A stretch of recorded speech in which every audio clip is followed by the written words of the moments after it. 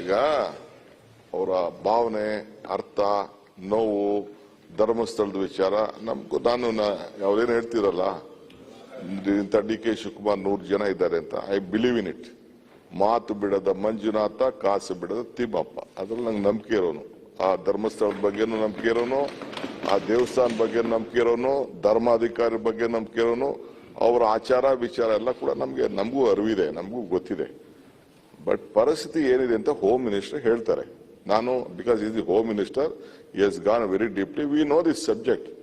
But what made us happen? ಯಾಕೆ ಇದಾಯ್ತು? ನಿಮ್ಗಿನ್ನ ಜಾಸ್ತಿ ಇಲ್ಲಿ ನಾವು ಮಾತಾಡೋ 4 ಜನ ಅಲ್ಲ, ಲಕ್ಷಾಂತರ ಜನ ಭಕ್ತಾದಿಗಳು ಇವತ್ತು ಇಡೀ ದೇಶದಲ್ಲೇನೆ ಎಲ್ಲೂ ಅನ್ನದಾಸೋಹ ಪ್ರಾರಂಭ ಮಾಡದೇ ಇದ್ದಾಗ ಅಲ್ಲಿ ಒಂದು ಪರಂಪರೆ ಪ್ರಾರಂಭ ಮಾಡಿದ್ದು ಕೂಡ ನಮ್ಗೆ ಅರಿವಿದೆ.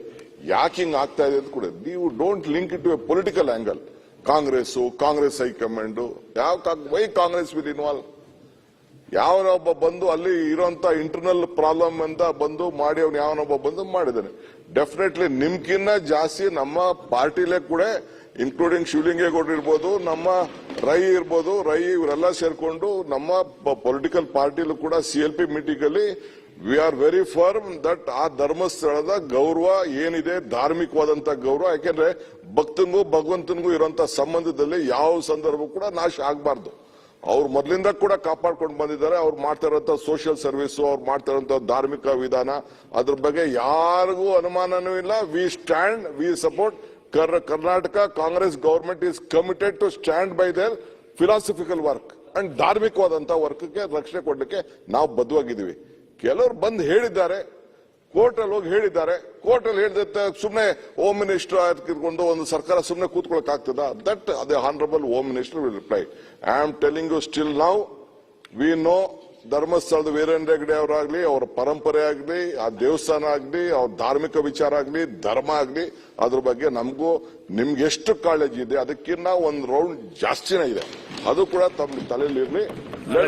ವರ್ಕ್ ನೀವ್ ಹೇಳ್ತಾ ಇದೀರಿ ನಿಜ. ಈಗ ಸೋಷಿಯಲ್ ಮೀಡಿಯಾ ಬಂದ್ಬಿಟ್ಟಿದೆ. ಸೋಷಿಯಲ್ ಮೀಡಿಯಾ ಬಂದ್ಬಿಟ್ಟಿದೆ.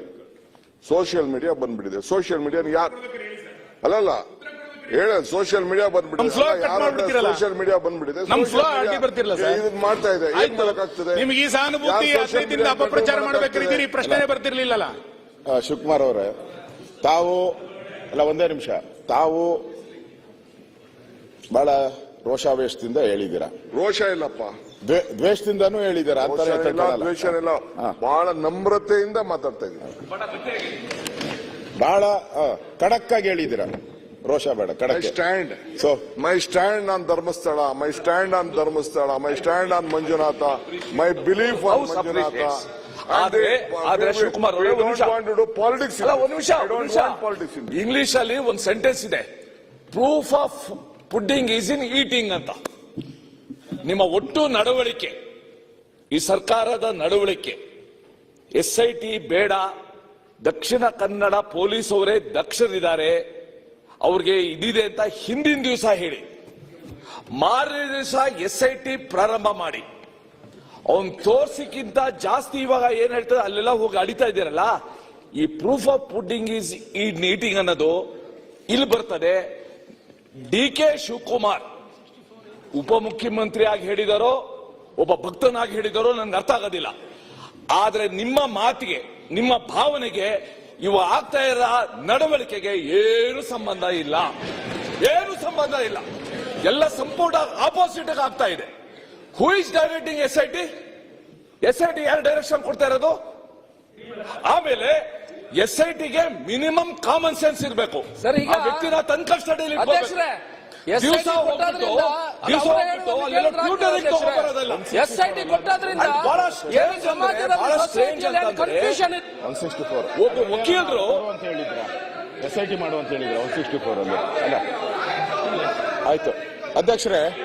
ಸುರೇಶ್ ಕುಮಾರ್, ಒಂದು ನಿಮಿಷ. ಅಲ್ಲ ಶಿವಕುಮಾರ್ ನೋಡಿ, ಈಗ ಎಲ್ಲ ಚರ್ಚೆ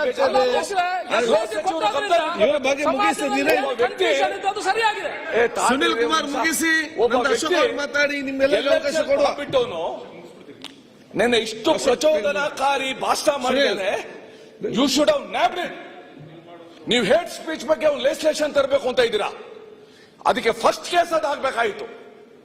ಎಂತ ನುಗ್ಗುತ್ತೀವಿ ನಾವು, ಧರ್ಮಸ್ಥಳಕ್ಕೆ ನುಗ್ಗಿಸ್ತೀವಿ, ಇಡೀ ರಾಜ್ಯ ನುಗ್ಗುತ್ತೆ. What is this? How can you allow such ಒಂದು ಇನ್ಫ್ಲಮೇಟರಿ ಒಂದು ಸ್ಪೀಚ್ ಮಾಡ್ಲಿಕ್ಕೆ ಏನ್ ಮಾಡ್ತೀರಾ?